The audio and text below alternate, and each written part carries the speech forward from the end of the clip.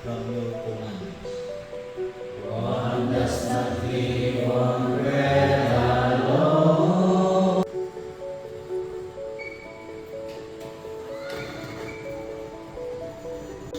Laziness and promote honesty, hard work, and true love for our country. Let us pray to the Lord.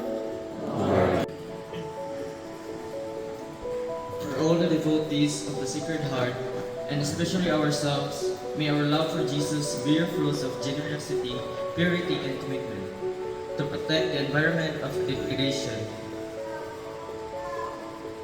Sing my praise to you as a pleasing sacrifice. Lord, I offer.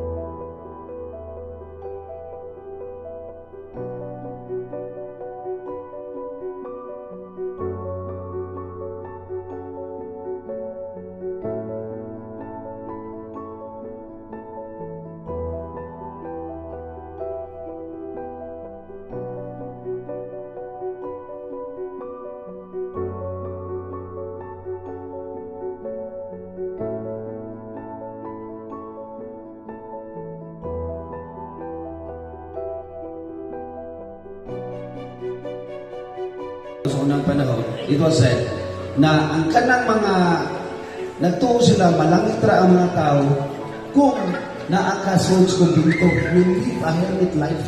You don't deal with people. No, kana parehas na to ba? Kita dito malangit kay mga sabay stand ako muna ilahang concept. But it is already refuted. Finding God in every situation, we are encouraged to live our daily life with God with us. How? Through prayers, through reflection, and number 3,